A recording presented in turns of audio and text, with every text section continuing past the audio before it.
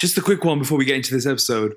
If you're in the UK and you use supplements, I'd highly recommend checking out Reflex Nutrition, where they're giving up to 40% on all their range if you use the code PTRNT at checkout. I've been using Reflex for nearly a decade, with their microwave being one of my favorite whey proteins. It's grass-fed, hormone-free, and digests so well compared to most on the market. Check out their full supplement range, including all your transformation basics and plant-based alternatives on reflexnutrition.com and use the code PTRNT at checkout for up to 40% off. It's not long left now till the new book, Transform Your Body, Transform Your Life, is released. Sunday, 24th of May is the big day, and I can't wait for you to get your copy. In the meantime, you can download the first chapter for free by going to www.rntfitness.com/book. Exciting times ahead, and I look forward to hearing what you think.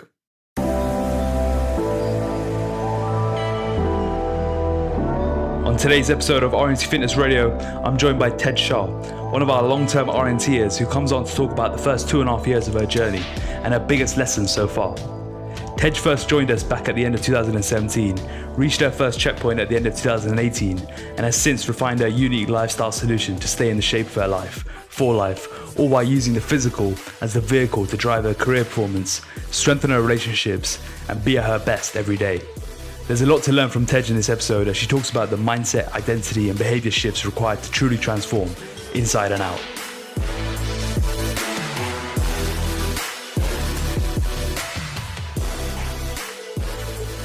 So how's your journey going in the midst of lockdown at the moment?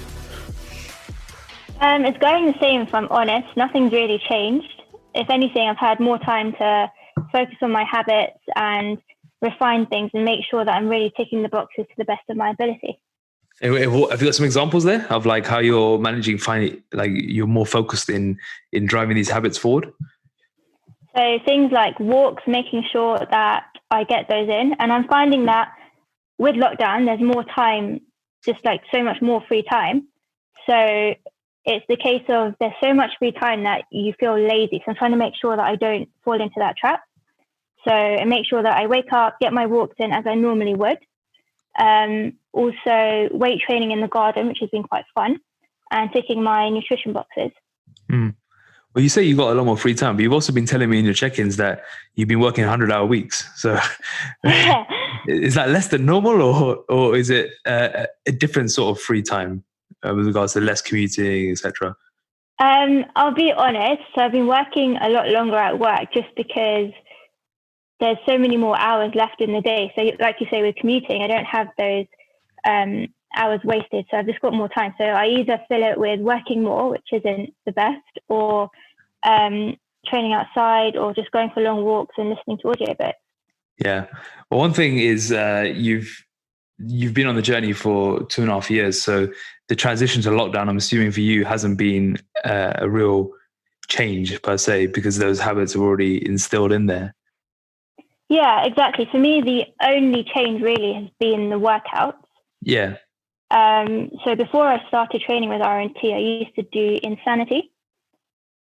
So this feels a little bit like that, where you have to kind of use makeshift weights and find a space in the house to work out. But this time around, what's different is that I've got a plan that's tailored just for me, and I fully understand like what each thing is working out.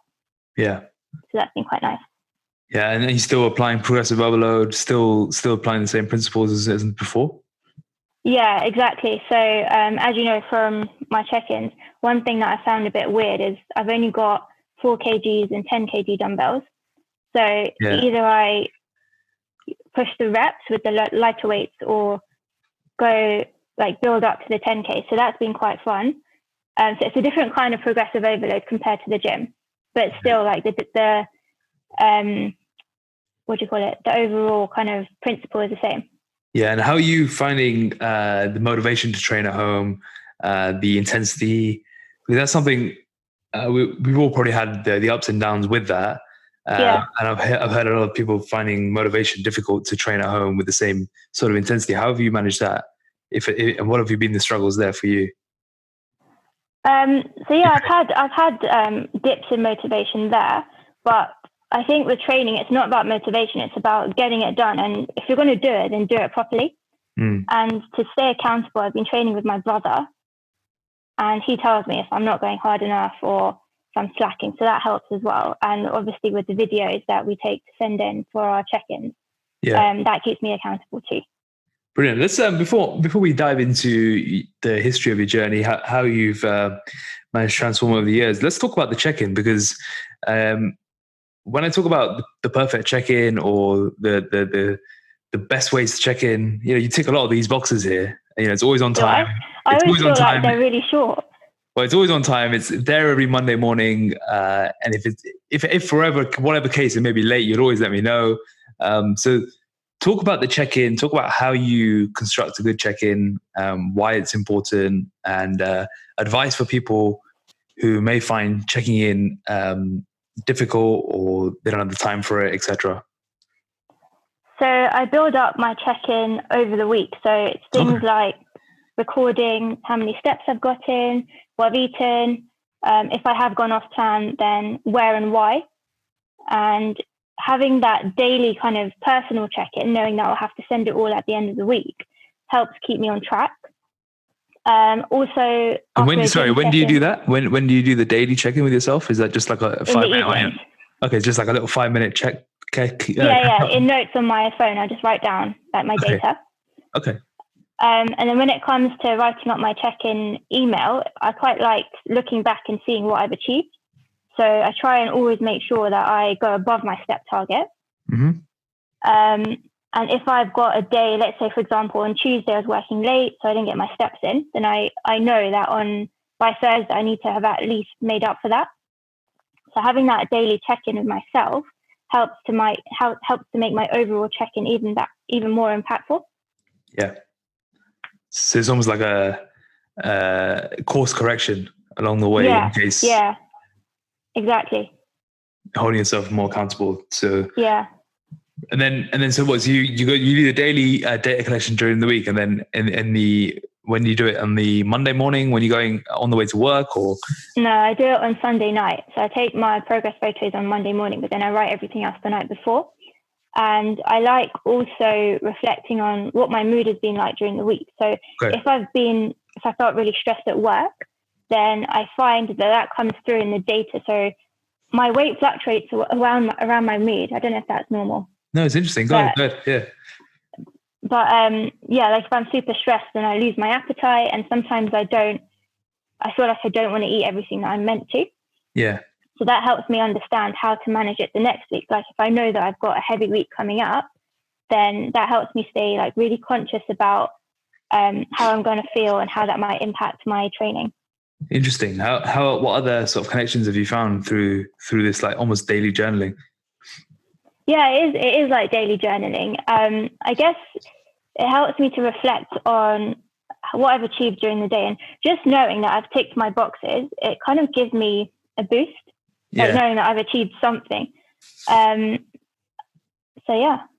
Well, I mean, the best way to build self-esteem and self-confidence is to tick the boxes. Yeah. Yeah, we were just talking off air about David Goggins' book, Can't Hurt Me. And he talks about that a lot. Just how every time you tick a box, you're giving yourself that boost. Yeah. It's all about consistency as well. It sounds really boring, but just knowing that you're doing the same thing consistently and persistently every day, it's nice. So, you mentioned with the long work hours and the stress and the difference in your mood, how are you navigating the stress element? Because that can go one of two ways. You can either lose your appetite, or you can start to stress eat, or even if you don't have an appetite, you start stress eating, or you fall down the shackles of poor lifestyle choices. So how have you counterbalanced that? And what are you doing to make sure you don't fall down that rabbit hole? Because we always hear all the stories of people, they start working in the city 5 years in, and they're completely out of shape. They've got really bad habits. They're drinking every Thursday night, the whole city lifestyle all around the world. Yeah. How have you managed to navigate yourselves around that while still progressing in your career? Because often people think, you have to do all those not bad things, but have a poor lifestyle in order to progress in your career. But you've obviously shown it's not that case. So what are your tips for people who are listening to this and may feel that way? Well, okay, before I started training properly with RNT and just training in general, I was guilty of that. So if I was really stressed, I used to kind of reward myself with guilty things like, I don't know, cake or whatever. But having gone through this process, I have found that telling you, for example, that I feel stressed, I feel like I can't control what I'm eating, you've helped to say, okay, no, this is what you need to do. This is how you should be eating. If you're short on time, then maybe cut back on steps here, but then go a bit harder on training there. So having someone else to tell you what to do when you are really, really stressed is the best thing, because that usage of MEUs is just gone. So you've got time to focus on what's really important. You're not worrying about, I'm really stressed, but I've got no time to meal prep. I've got no time to get my steps in. You've got someone else to tell you, okay, this is what you need to do to get around that. Yeah, we talk a lot in our check-in. No, go ahead. Sorry, go ahead. Yeah. And I just think if you've got your habits and systems kind of set out, then there's no point deviating. Like, you've got it all laid out. Just follow it. It's really easy. Yeah, we talk a lot in our check-ins about decision fatigue. I know you're a massive fan of it as well. What sort of decisions do you eliminate and automate in your days? Food. So if I know exactly what I'm eating beforehand, then there's no need to faff about how to make things more interesting. Also, I have my routine where I get my steps in, my workouts done before work. So I know that that's done. So then I actually use that principle in my work. So I have literal structures to my day. I write it out in the morning, so I know exactly what I'm doing at what hour. And then in my diary, this is something I've learned from you. In my diary, I block out times where I'll communicate with the rest of my team, times where I'll do deep dives into my own work. And having that structure and sticking to it is really helpful, because by 6 o'clock in the evening, I know that I've done the most important things, and then anything thereafter is just less taxing. Yeah, so you structure it, more demanding creative work in the morning, and trivial in the evening. Exactly. But what if you're working against a deadline and everything's important?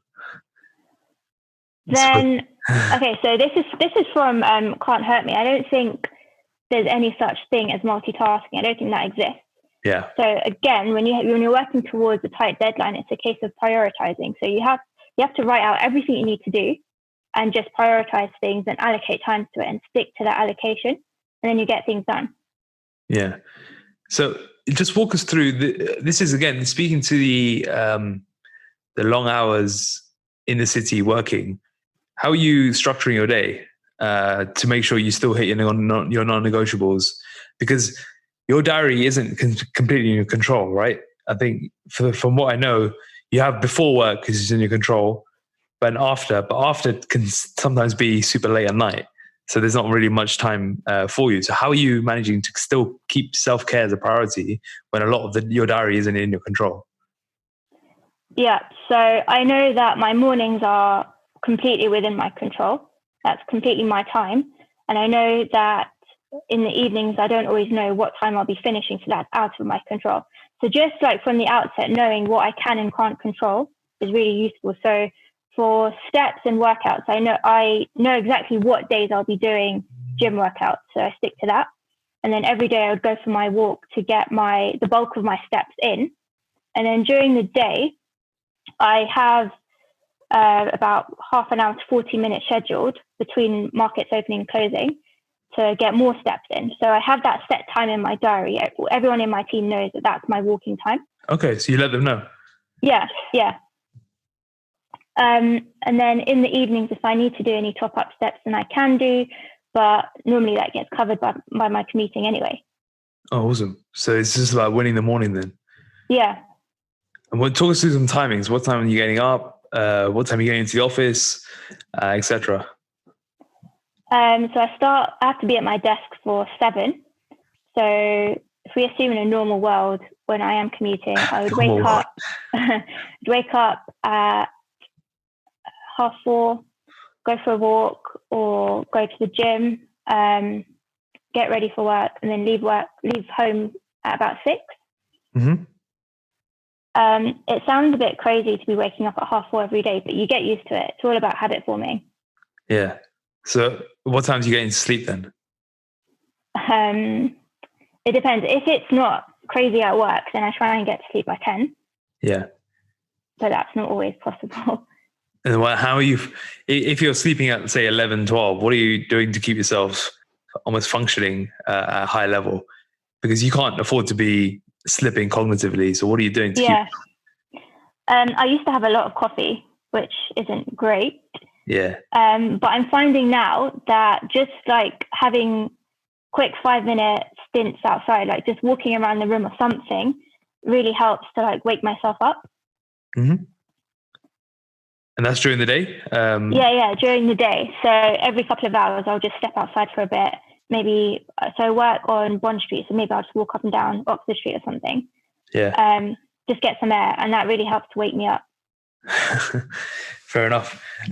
Let's before we carry on with the lifestyle element, I want to touch on you go into your why and discuss why you started this journey, where you're coming from, what were some of the things you were struggling with, and how that's kind of evolved over the years. So take us back to the end of 2017. 2017, yeah, end of 2017. Where was Tej at then? I was really frustrated with not knowing how to work out. So I had this thing, I wouldn't label it as body image issues quite. It wasn't as serious as that, but I just wasn't very confident in myself. So I started working out, like I said, with Insanity. And that was because I felt I wasn't gym ready. So I always wanted to know like how to lift stuff in the gym, how to get strong that way. But I always felt too shy to actually go to the gym because of how I looked. It sounds really ridiculous now, but at the time, I just felt like I needed to get gym ready first. So that's why I did Insanity. But I found that it was a cookie cutter plan in the sense that it was good, but if I missed the workout, then no one would care, no one would know. So I didn't have that accountability factor. So then early 2017, I joined a gym and I got an in-person PT. And I found that I wasn't really getting value for my money. Like we'd have different workout plans every week. So there was no tracking of progress. And he did give me a meal plan, but he just kept saying, so I'm vegetarian. He just kept saying, just don't be vegetarian. Like you're not getting enough protein. You're not losing any weight. And I just thought that was really demotivating. And I used to dread going to those gym sessions. And then I came across RNT and I was like, hold on a minute. This is more about a lifestyle rather than just a 6-month transformation. So I thought I'd try you guys out and I haven't really looked back. And then what was the trigger? Is there a certain trigger for you that made you think now is the time? Or was it always was that building? It was building. I was really looking for something that could completely understand my circumstances. I'm vegetarian. I work long hours. This is what I want to achieve. And I wanted someone to be able to tailor a plan specifically for that and not just put me in a box and be like, okay, she wants to lose weight. Let's just give her this plan. And I feel like that's what RNT did for me. I don't know if you remember, but I didn't like ask you for more information about signing up. I was just like, can I sign up? Yeah, no, I remember. You heard about us from Sham, right? Yeah, Sham. So I know that Sham and Danil used to train hard at uni. Yeah. But I wasn't too sure about what they were doing. Like I remember seeing like loads of random meats in their fridge, like zebra meat, and I was like, okay. They were just doing whatever I was trying at the time. Yeah. But they used to take it quite seriously, and that was something that I've always wanted to do, but I just didn't know how. I also remember messaging Sham in like 2015, just asking for some advice on nutrition. And it's amazing just looking back at those messages, how little I knew. Like I always thought that the key was just training really hard and nutrition. You can eat whatever you wanted, but it's not true. Absolutely not true. So I am glad that I've joined RNT. Absolutely. So if we just dive a little bit deeper here, you mentioned you were facing some body image issues and body confidence issues. So what were some of the triggers around this and what kind of position, how were you feeling around those topics essentially? So I went to an all-girls school and all of my friends were really small, super skinny. I was always the big one. So like when we used to go on shopping trips, I'd either cancel or just not go, or feel really, really self-conscious just because I knew that if I was looking at something, I'd have to get bigger size. Mm. So it kind of weighed down on my confidence. And yeah, I always thought, okay, I'm a bit of a nerd. So I always thought, okay, after exams are over, after I've got my grades and everything, then I'll focus on fitness. I just kept putting it off after years and years and years. And then I decided maybe 4 or 5 years ago to actually invest the time in it and focus. And since then, I have lost weight, but I don't think about myself about how I look. It's more about me and Tej, like my personality, rather than defining myself completely on how I look, what size I wear. I don't know that define me now. What was that transition period there? Because that's a really important shift you've made there. That can be difficult to break out of. What have been some of the tools you've used to help rewire your brain there? There's not anything that I've consciously done. It's just been part of the process. So I've noticed my confidence completely rising through my own transformation. So when I see people that I haven't seen in years and they comment on, oh, you look really good, you look a lot happier, that's helped my confidence. And I don't really know how to explain it. It's just focusing on something more important than what I look like. Yeah. Can you dive deeper into that as an example of like what that may be? So I'm naturally an introvert, but I found that so some people come up to me and say, okay, how have you lost this much weight? And I feel like being able to talk about it's really empowered me. Like just being able to say, this is how I've done it. It's not any like crazy magic pill. Like you build up your structures and systems and you just follow it. That's been quite cool. So that almost the empowering system has allowed you to just detach from the fact that it's the old version. Yeah. Like I realize now that no one actually cares what you look like. Like that was all in my head. And I've spoken to some of the friends that I was talking about before about the shopping trips, and they were like, we never thought you were really big. Like we would never have judged you, whatever. And I feel like I've wasted a lot of energy back then worrying about those kinds of things. What can you say to guys and girls who may be listening that may be feeling that same way? Because I don't think it's only something that women feel. I think it's men struggling with that as well. But what can you say to them? I would say that as long as you feel healthy and you are happy with how you look, then that's fine. And if you want to make a change, you absolutely can. And you'll feel a lot happier and more confident going through the process. And you'll realize so many things about yourself, like, for example, resilience, or you'll find something new that you like. How's your why evolved over the past 2.5 years? I mean, you talked about why you first started. Why do you still why are you still looking for progression, and what are you looking for? How's your why evolved essentially? Yeah, so I initially joined because I wanted to lose weight, but now I just want to be able to build a lifestyle that doesn't feel like a lost cutting plan. This is more about how to change my lifestyle for the better. And one thing that's come out that's really good is my dad's quite heavily diabetic, and I think one positive impact that RNT has had on my family is that we now go for daily walks, and that's really helped him. And it's about teaching my family and how we eat to improve. So now it's all about lifestyle, maintaining it, doing things that are healthy for the mind and the body. Yeah. You've been pretty much the same body weight now for, I'd say, 18 months. So if you talk about masters of consolidation, you're definitely one of them. In the book, I've referenced you in the first time champion section of Consolidation, because you just come off the back of a photo shoot in December 2018. 2018, and have pretty much held more or less the same body weight since then, while eating more food, etc. Tell us about that, and what's been the key to your success there, because that's something I think more than just the losing of the weight, that's something that's really impressive to me, is how you've managed to, you haven't put a break on your socials, you haven't put a break on your holidays, you're still pushing hard at work, you're doing everything you would normally, but you've managed to maintain all of that.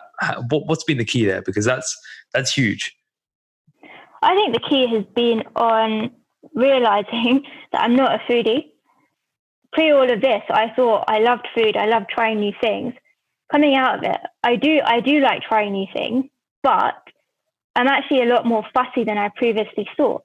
So, for example, if I am going out for dinner as a social, before I would try and just like order what everyone else was having and just try lots of new things. But now I focus on, do I really like that? Will I really like it? Is it necessary? So I think honing in on nutrition has been really helpful.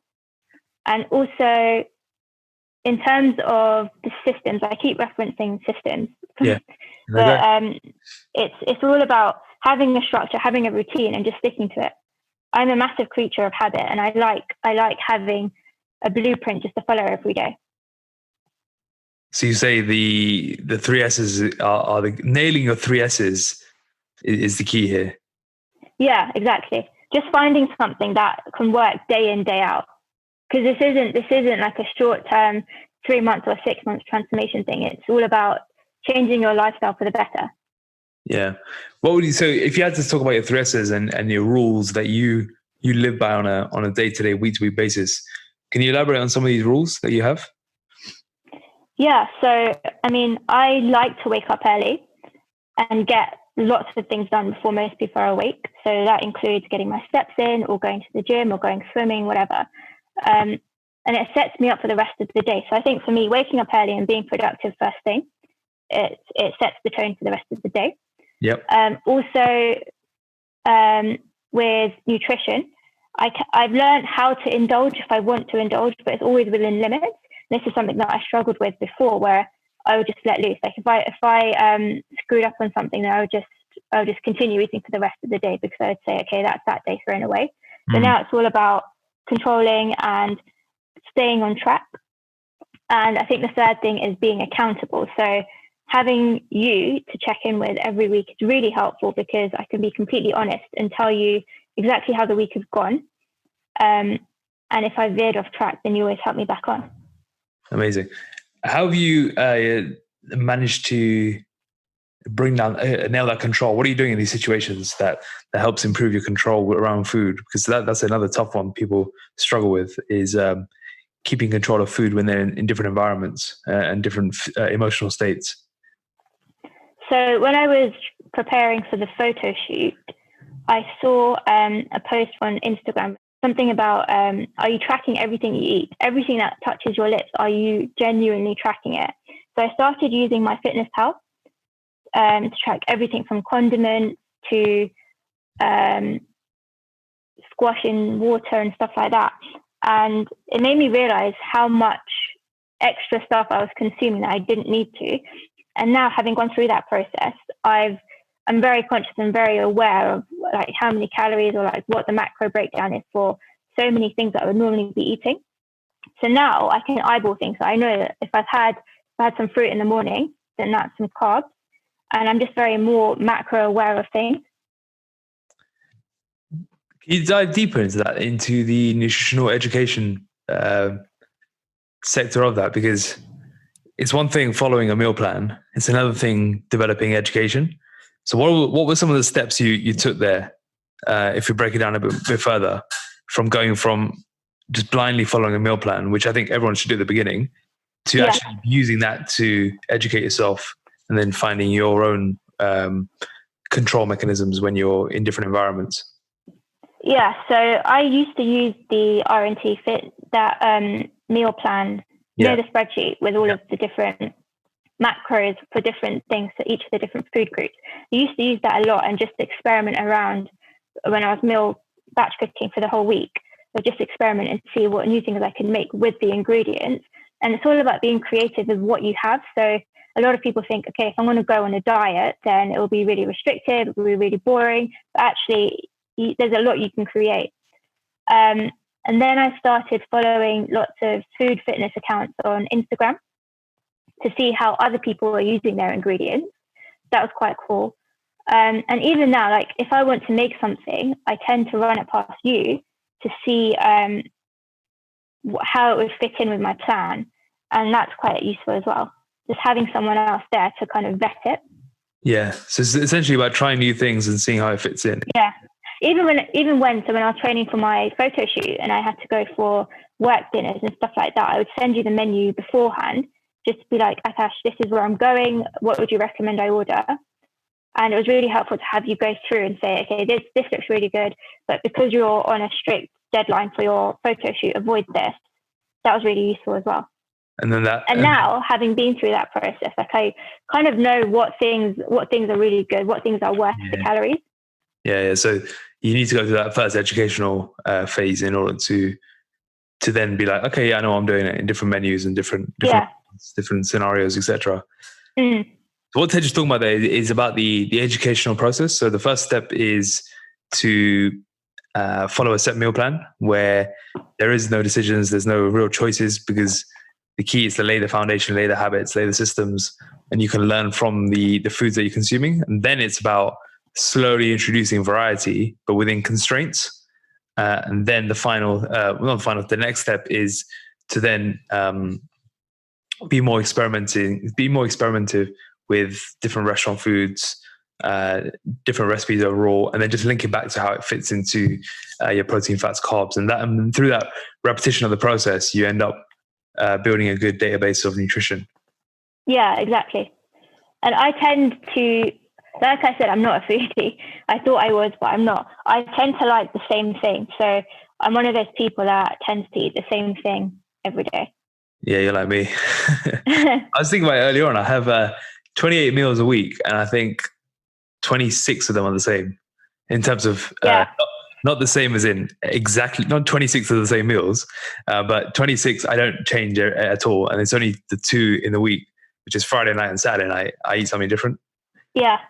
I'm also quite lazy with cooking. Like I like the idea of being able to eat variety, but I also don't have the energy to actually make that variety myself. Yeah. So on Sundays, I'll just make the same thing for the whole week. Yeah, I'm exactly the same. If someone wants to cook something for me, which is good and in line with what I want to eat, then by all means go for it. But I'm not personally going to do anything like that. My mum actually used to feel quite sorry for me, and she tried to spice things up and make things differently for me, which was nice. But I think she's got bored of like cooking separate things for me as well. So I just make the same thing every day. So you're vegetarian, right? What is your day-to-day eating like? What are these special meals that you have the same every day? Okay, so for breakfast I have yogurt and berries, and to make it really exciting for breakfast, sometimes I put ice in, so it comes out like a sorbet. Put it in the Vitamix, and it comes out like a really nice sorbet. Lunches tend to be tofu or halloumi salads, and then I have a snack, so rice cakes and peanut butter. And then dinner, 3 Linda McCartney sausages and potatoes. And you just repeat that every day? Yeah. What if you're feeling frisky? What are you having? Sometimes I add chocolate to my morning yogurt. Okay. That's a treat. Yeah. Other than that, like I'm quite happy with just that. Yeah. I always find once you find the meals that you really enjoy, you can just put them on repeat and you'd be really happy to have it. Yeah. Sometimes I barbecue. So in this nice weather in lockdown when we're at home, I sometimes barbecue my lunches and dinners. So I have like corn stuff, barbecue the sausages, maybe allocate my carbs differently in the day, so then have hot dogs or something like that. But it's pretty much playing with the same ingredients, sometimes being a bit more creative, but most of the time just sticking to the same. Yeah, it's so similar, just creatures of habit. Yeah. Would you say that's been the key to consolidation and like continuing to make improvements in your investment phase? I think so. For me before, one of the big things that I think stopped my progress and stopped me from looking any different was my nutrition side. So I was training hard in the gym and at home, but with food, I used to just mess up. Like I just used to eat whatever my mum had made for dinner. and without any notion of portion control. Whereas now, having been through the investment phase, going through the consolidation phase, like I kind of know exactly what I need to be eating. Like that hurdle has completely been taken away, and there's no unknown. Like I know exactly what I'm meant to be eating. I understand why and how I need to change it if I wanted to. So it's made the whole thing a lot simpler. Yeah, I was thinking about the segment in the book, and I think you also talk about mastering like social occasions, but also talking about when you're in social occasions, the way you act is different in terms of and how that determines your food or drink choices. Can you touch on that a bit more? For those who haven't read the book, or by the time this comes out, the book won't be out yet. But for those who will be reading the book, what is more? Have you got more details on that? Because that's huge as well. Yeah. So before I focused on fitness, I used to just eat whatever everyone else was ordering for the table. It was kind of like being a sheep and following what everyone else was doing. Even with drinking, like if someone ordered a bottle of wine for the table, then I just join in blindly, not really thinking about, do I really want this? Yeah. Whereas now, sounds a bit peculiar, but I focus more on me and what I actually like. So become more selfish in that sense. So if someone's ordered, say, a load of carbs for the table, I do think to myself, do I really want this? Like, if I want it, I'll have it, but do I really want it just because everyone else is having it? And I'm more conscious about what I'm putting into my body. Yeah. Why is self-care so important for executives or anyone who's really pushing the limit with their career? Well, your performance is completely linked to your health, isn't it? So if you look after yourself, then you perform way better afterwards. And I found that in myself. Like I said, it's gone beyond just losing weight. Now I'm really confident, and that's come through in my work as well. When I'm presenting to people or when I'm meeting new people, I'm a lot more confident in myself. Yeah. Is it a big part of the culture at the moment, or do you think there's still a way to go for people to understand the benefits of why physical focus can be a vehicle for a more prosperous career or productive career? I think the culture is shifting more towards that. Like you get in the big corporates, you get people talking about how important it is to take breaks, how important it is to get some physical activity. But there is definitely a long way to go still. Like in the bigger firms, when people work crazy hours, I think that there is a responsibility that lies with those companies to make sure that that people are staying healthy mentally as well. Is there still a badge of honor of how many hours you can work in the day, or is that kind of dead now? I think it is slightly a badge of honor. I think it should completely die, though. Yeah. I think it's so dumb.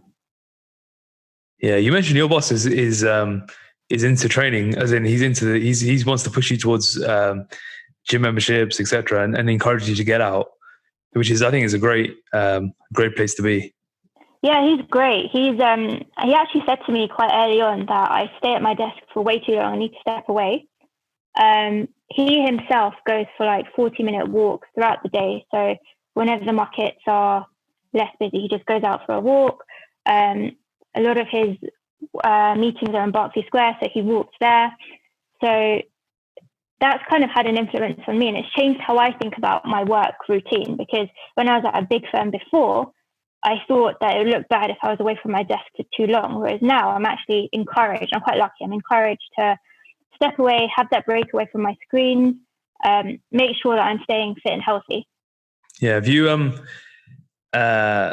Have you considered what it's going to be like post-lockdown? Like, what do you think the corporate environment will be? Do you think working from home will become more accessible, the new norm, or do you think everything will kind of go back to normal in due course? So I think to begin with, there still will be elements of work from home just because of social distancing. Yeah. So I think people will like gradually go back. But I think work from home will become more accepted. I hope it does. just because like we've been through, how many weeks has it been? Like, is it 6 weeks? 6 weeks, yeah. Yeah. And people are getting on with their work. So I hope it does become part of the norm. Yeah. What are you doing to stay productive working from home? And are you finding the boundaries okay? Or yeah, I am. So I live with my parents and my brother, and we all have our separate rooms where we do our work. And then we have our kind of reception areas like the kitchen or the dining room or sitting room where we don't do any work. So we have like separate areas for work and separate areas for recreation and relaxing. Yeah. So that's been good with boundaries. In terms of productivity, so I have a routine and I stick to it. Like I think it's so easy if you're at home to get lazy and wake up 2 minutes before you're due to work and stuff like that. But I prefer to wake up at the same time as I would going into work normally, and just sticking to that routine. So you're still getting up at 4? Yeah. It's nicer now as well because it's lighter. It's not so dark. Yeah, you can hear the birds as well. Yeah, exactly. I don't know about where you are, but when I wake up, the birds, and then also got the light. You got the light alarm clock as well, right? Yeah. The same birds every day. Have you got the birds on there as well?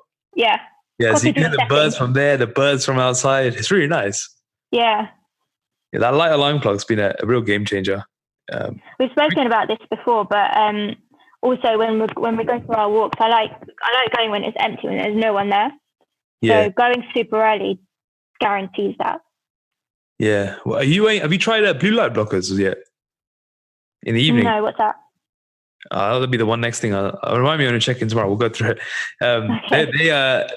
I've been playing around a lot more with blue light blockers in the evening. So when I'm watching Netflix and on, it blocks out all the blue light that comes from electronics. So it just helps melatonin production and encourages better sleep. So that combined with... I am finding that I sleep so well. Yeah. If I've trained hard during the day, I'm just like mentally knowing that I've achieved everything I set out to, I sleep so well. Yeah. There's something too, when everything's when you're fueling your engine right, everything just ticks, right? Your high performance in all areas. I've learned something from you though. You know that journaling thing that you do? You do it in the mornings. I do it in the evenings. It's just like taking some time to reflect on your day, what you're thinking, or just putting your thoughts on paper. I think that really helps to kind of wind down and get me ready for bed. Do you have a specific way of journaling, or do you just literally brain dump on freestyle? Brain dump. I have like broad areas I go into. So mood, how I'm feeling, best things that have come out of the day, any things that I'm worried about, and just like having my worries written out on paper. Yeah, it kind of reduces the intensity. Yeah, absolutely. What are the mood? You mentioned a mood correlation earlier on, but I remember in check-ins you mentioned various different mood correlations that you've noted down. What are some of these, and how have they changed over the course of the year? So I tend to get quite stressed around deadline time, and anxious, and then that kind of corresponds to losing my appetite, sometimes losing a bit of sleep. Mm-hmm. But then as I've started journaling, that's helped put things into perspective. That's how I describe it. So if I'm really worried about something, I'll write it down, and seeing it on paper and reading it back to myself makes it seem less serious and less worrisome. And then when I'm really happy, that comes through with, it's normally correlated with if I've hit a new PB in the gym, or if I've listened to a really good podcast on my walk. So knowing what makes me happy and what makes me sad or worried is really useful in like managing my mood as well. And that's come through from journaling. Yeah. Brilliant. It's like auditing what's in my head. Yeah, absolutely. How did you get into, better question. What was the first step you took for journaling? Because I always get asked, how do you start? What's the first step? And I said, it's literally just open a blank book and just start writing. But yeah. What was your first? I used to write a diary at school. And then I came across some of my old diaries when I started journaling. I was like, oh, that was actually really fun. Like just to go over my day and like write down what was really good about the day and stuff like that. And then I also had a friend, Kyle, where we used to text each other 3 things that we were really proud about every day. So that was like kind of when my journaling started. Then I took it to the next level, and just in the evenings used to write down like brain dump, like what we discussed on my phone in notes. And now I've got a proper book where I just write everything down. I don't always read back on it. Do you read your stuff back? Sometimes, every couple of months, I might just read over it, but not that. There's certain bits I'll mark in like red, which I want to make sure I read back on. Like certain things I need to remember to do. Yeah. Like remember to action, or remember this is what I planned for, that kind of thing. But I won't read much on the day to day. Although that being said, like I did recently at the I can't remember when, but I looked back on one of my old journals from like last year. Because I was like, I wonder how I was feeling at that point. I was actually it was about the around the time when I first collapsed. Yeah. So I was thinking, what did I write? What was I writing in my journal at that time? And that was really interesting, because I was like, I should have seen the signs coming there. So that has been a useful way when I'm like, what was I feeling at that point in time? So then sometimes, it's actually really interesting when you do go back. Yeah, it's a little bit cringe, but it is interesting. Yeah. Well, it's only for you, right? No one else. That's the power. Yeah, exactly. It's only for you, and no one else is going to be reading it. Yeah. Which is why I think there's so much power in it. So Tej, how has the physical been the vehicle for you? It's been more about knowing exactly how to do fitness, if that's a phrase. Just knowing like what to do, what to follow, having a plan that's completely for me. And then I can use that in other areas of my life, like structuring my day, knowing what's important, and just like building up enough MEUs to focus on what's really important in my day. Amazing. And if you had specific advice for people on their journey, especially those who are coming up to their first checkpoint, they've got lean for the first time, what advice would you give them for those who are thinking, right, how do I now keep this, and how do I actually make improvements on this rather than going back to square one? That's a really good question. So firstly, I say congratulations on reaching your first checkpoint. But it's really good to just look back on your transformation, however long it would have taken, and just to write down the top things that you're doing differently compared to what you were doing before. If you have it written down, then you know exactly what to focus on going forward as well. So I'm assuming if you've like leaned down, then you would have followed really, really strict rules. So it'd be really good to have a chat with your coach to see which bits can be relaxed and which bits can be made more into a lifestyle rather than a transformation plan. Mm-hmm. And use those habits that you've built up to just build even stronger habits going forward. Like don't just go back to old norms, because that's just a complete waste of time and money. Yeah, absolutely. I really like the idea of looking at what worked for you, and then what do you need to put the brakes on a bit, and what do you need to turn into lifestyle. That's huge. It's also worth like redefining your why as well. Yeah. Like very formally sitting down and saying, okay, this is why I started this. I've reached that now. What more am I going to do? Yeah. How often do you do that for yourself now? Every quarter. Okay. So what do you kind of like your quarterly insights thing. Yeah. So I set myself targets every quarter. So I actually have reminders on my phone. So for every quarter, I put reminders to be like, okay, when this reminder shows up, I want to have achieved X, Y, Z. So it could be read this many books, or hit this new target in the gym, or something like that. And knowing that is going to flash up on my phone, and knowing that I want to feel like, yes, I did that, keeps me accountable and helps me stay on track to try and achieve them.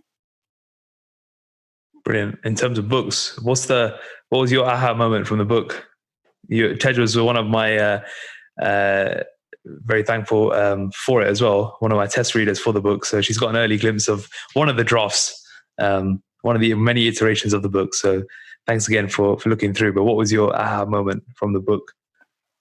I had so many. I think one of them was, so the way that we've trained together is that we haven't put like formal labels on each of the stages. It's kind of just flown through. Yeah. So like understanding more about what we were doing and why was really helpful.